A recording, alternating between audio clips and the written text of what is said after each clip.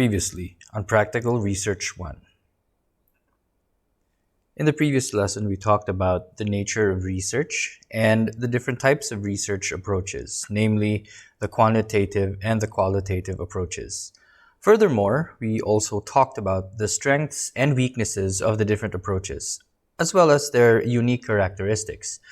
This time around, we will learn about the standards that must be observed when we write researches, both quantitative and qualitative.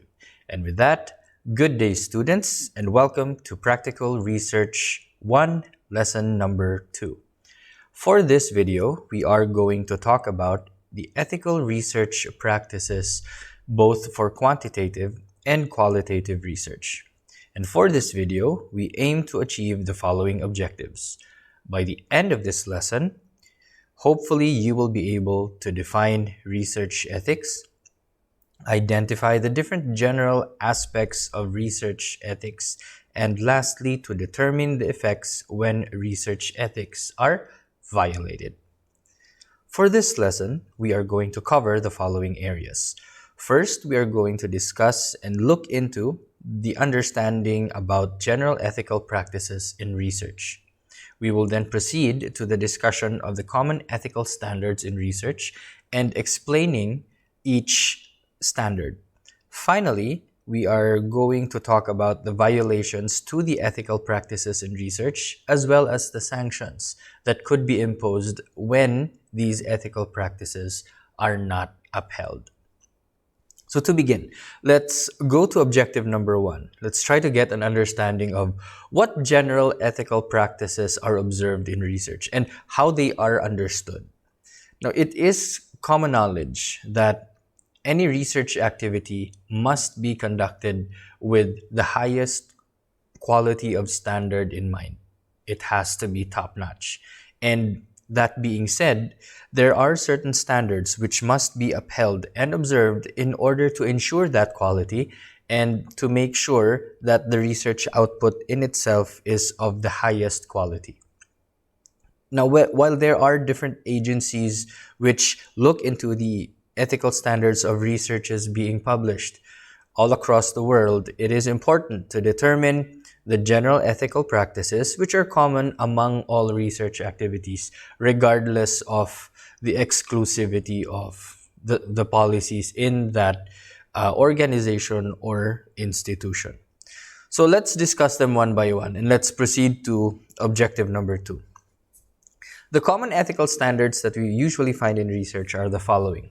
We have honesty, objectivity, integrity, carefulness, openness, respect for intellectual property, confidentiality, responsible publication, non-discrimination, competence, legality, animal care, and human subject protection. Now, you might ask, are all these found in qualitative research? Could be, but for the sake of this video, we are going to talk about the common ethical standards which are applied both to quantitative and qualitative research. And with that, let's try to look deeper and dig deeper into these standards and try to understand how they can be observed and how they are understood in terms of research. For honesty, this means that you must report data, results, and procedures, as well as the status of your publication in as transparent a manner as possible. You must never manipulate data to favor your intended results, and that entails that you must never fabricate the results. Also, the data that you collected from your respondents or your participants must be presented as they are, with no changes whatsoever to the values or the interpretation of the data. For objectivity, your study must be free from biases in terms of design, data analysis, data interpretation, peer review, grant writing, or even expert statements just to yield favorable results. What does this mean? This means that your study must never be conducted in order to favor a certain organization, or to collect data simply from a very specific group of people that you know will give you the data that you need. Again, this one is connected to the first standard, which is honesty. No manipulation of data, no changing of the results, no alterations of the interpretations. Also, you have to make sure that the process of research in itself does not favor a specific group of people or an organization for that matter. So we have to make sure that it is objective, and we have to make sure that it is free from biases. Third, we have integrity. And under integrity, it implies that all agreements made between the researcher and the participants must be honored. Researchers must act with sincerity and consistency at all times. In researches, we usually make promises to our participants, especially when we are recommending actions. Okay? We give them statements such as, we are going to use this data to come up with an action plan. And if that promise has been given to your participants, then you have to make good with that promise. You should never, ever make promises that you do not intend to keep. If you promise them that their identity will remain confidential, then you have to keep it confidential. If you agree to compensate them for their participation in your study, then compensation must be given. So again, observe integrity at all costs. Next is carefulness. Researchers must check for the accuracy. This one is in the results and the way that the results are interpreted. And you have to make sure that the study is free from errors. Maybe errors in punctuations, sometimes in spelling, these are common in research papers, but we are looking at the results. We are looking at the interpretations. They must be free from errors because they might have catastrophic effects if these errors are not checked or fact-checked. This one is very evident, especially in quantitative research or experimental research, wherein when the values are not correct, then the entire study might collapse. So carefulness is needed. You have to make sure that you check, double check, and triple check the results before they are published. Negligence must be avoided at all times, and as a researcher, you must develop a sense of patience and diligence to go over your materials carefully many times in order to avoid compromising the quality of your research. Next, we have openness. Now, for openness, this one has something to do with the results of your study and the way that it is published. Okay, so you have to share the results of your study to the community.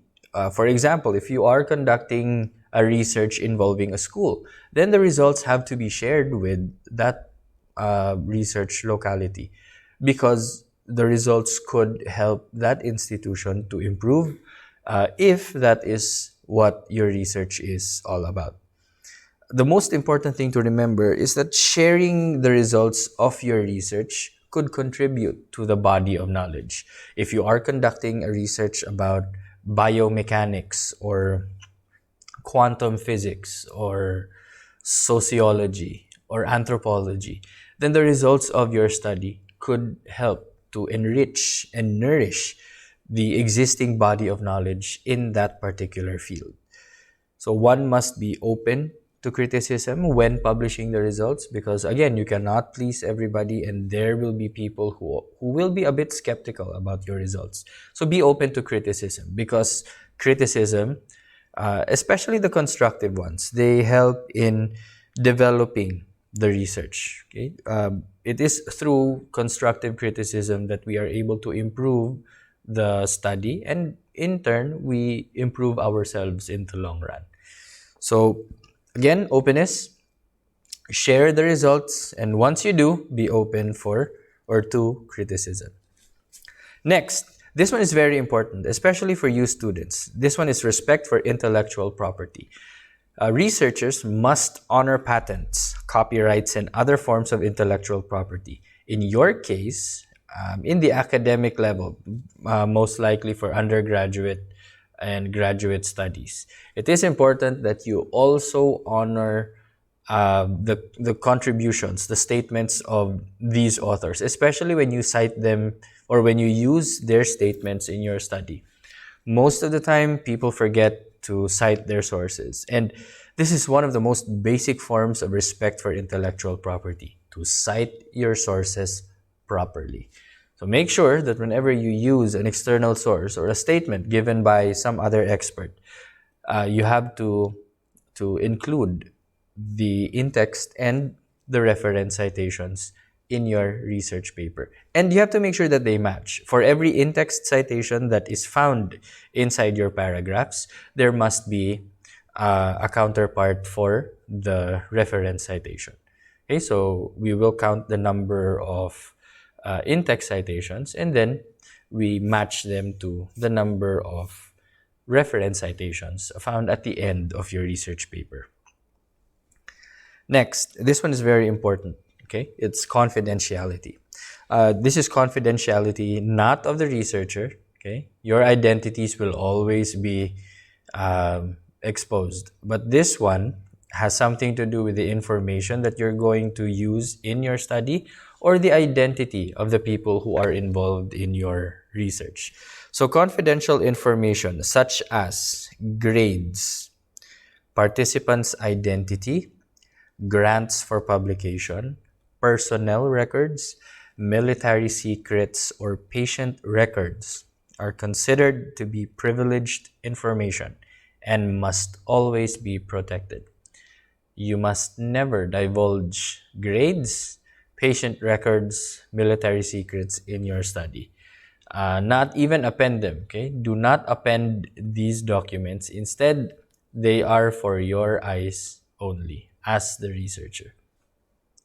Most likely for a senior high school or a high school research paper, you might not be given access to personnel records in your school or patient records or military secrets, but definitely you will have a hand probably in acquiring student grades. Probably you can be allowed to see those. Or the most basic form of confidentiality is actually participants' identities. You have to make sure that you don't divulge the actual names of your participants, but give them nicknames, code names that you can use in order to associate the participant's identity with the results in your study. Moving on, we have responsible publication. You might be asking, are we going to publish our own researches? In light of the adjustments made during the quarantine, probably not, but definitely in the future, you will be given the opportunity to publish your researches. And when you do so, you have to do it responsibly. Your researches must be published in order to contribute to the existing body of knowledge. And this has been mentioned earlier. And it must also be used to help advance further certain researches being done in that field.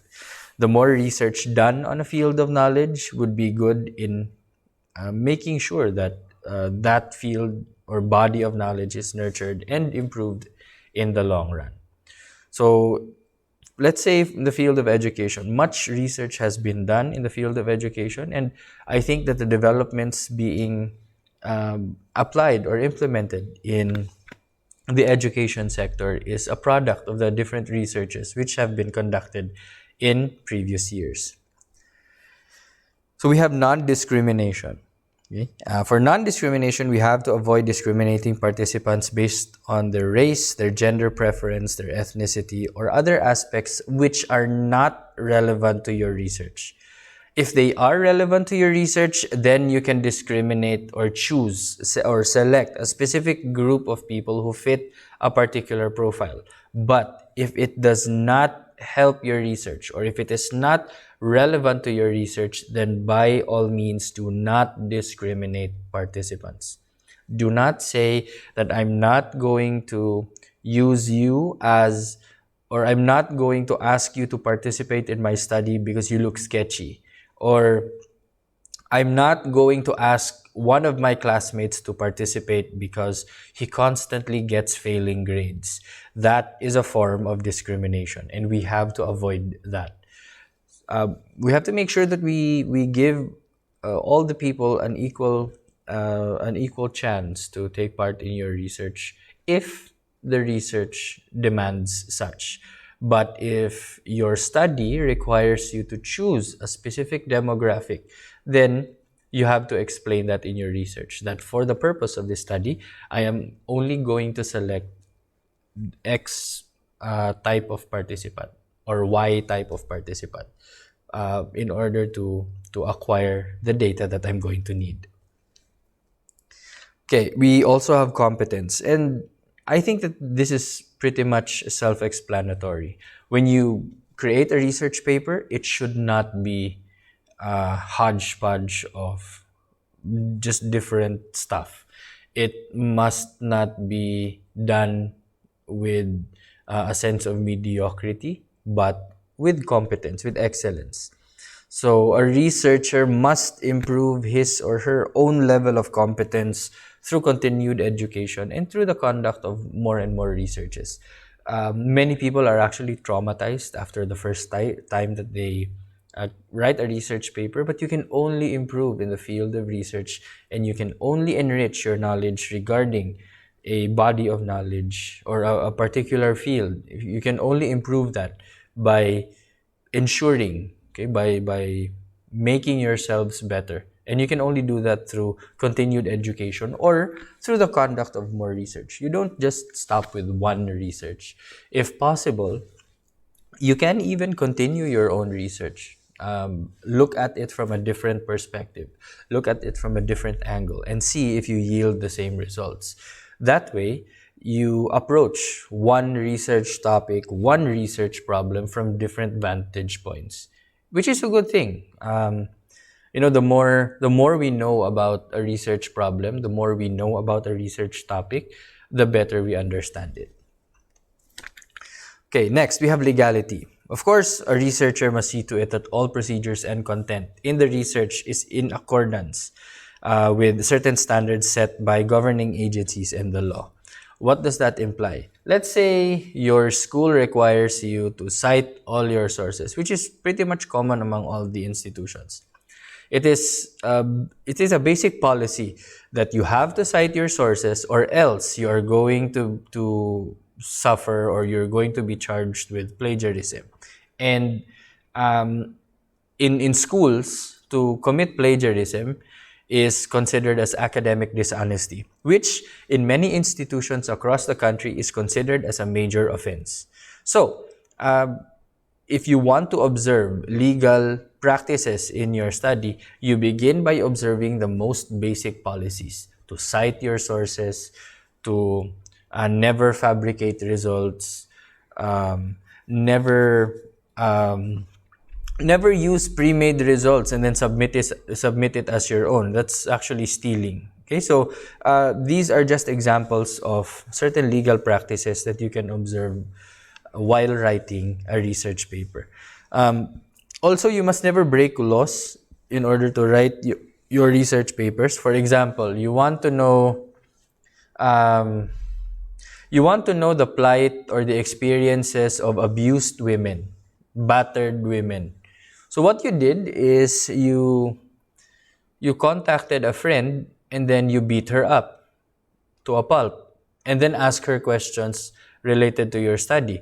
That is already a violation against women's rights. Okay, so you should not break a law just to acquire the data that you need for research, and ensuring that legality is observed and legality is maintained in the entire process. Next, we have animal care. For animal care, proper care and respect for animals must be observed in the conduct of the study, and no unnecessary or ill thought of procedures must be done to animals. I guess this has something to do with animal testing as well, especially for companies which involve the use of animal testing. So, we must make sure that no undue or unnecessary harm should be imposed on these animals except when necessary, when deemed utterly necessary, especially in the field of medicine. Probably this one applies to them the most, because I don't think that we do animal testing in the field of education or sociology. Okay, so I think that this one is most appropriate to the field of medicine, wherein certain tests on animals are being conducted. Lastly, we have human subject protection. And this one is common to both quantitative and qualitative research, because usually the participants or the respondents in your study are people. So, for human subject protection, when conducting researches for human subjects, make sure to minimize harm and risks. There must be a valiant effort to increase or maximize the benefits that they receive for participating in the research. What is one example of human subject protection? Okay, say that you're conducting a research amid this quarantine, this pandemic. You must never require your participant to go out of their household just so you can conduct an interview. That is subjecting your human participant to unnecessary risk. You can always conduct your interview online, or you can probably do it via written correspondence, but make sure that you do not subject your human participants, your respondents, to harm or to risks. If there are risks involved, then make sure that they are duly informed and that they consent to taking those risks just so that they can participate in your study. This has something to do with being open and honest about your research, especially when dealing with your participants. So those are the common standards, the common ethical standards that are being observed across the different institutions, both for quantitative and qualitative research. So what happens when these standards are not observed? What happens if we violate those standards, or we willfully do not follow? Well, ethical violations are considered to be mortal sins, especially for REBs, or research ethics boards. Okay, they are the ones that review the validity of your research, and the ones that will also conduct a review based on the soundness of the research process. Okay, did you observe the research standards in the conduct of your study? If not, then the REB, or the Research Ethics Board, will be the ones to decide on certain sanctions that can be imposed on you as the researcher, along with your co-researchers. So when these violations are committed, the REB may summon or may be summoned to review the violation and determine the sanctions. And these sanctions can range from a mere rejection of the research because, we think that your research is not really ethical. Okay, it has so many violations, it is not sound, and it does not have a good foundation. So we're rejecting your proposal and you have to come up with a better one. So that's the least that they can do. Okay, reject your paper, or maybe suggest improvements or alterations to your study in order to uphold the highest form of standards. But when the violations are committed while the research process or while the collection of data is underway, okay, so while you are conducting your research, that's when you committed the violation. What can an REB do? Okay, well, an REB might refer you to the authorities, and we do not want that. Okay?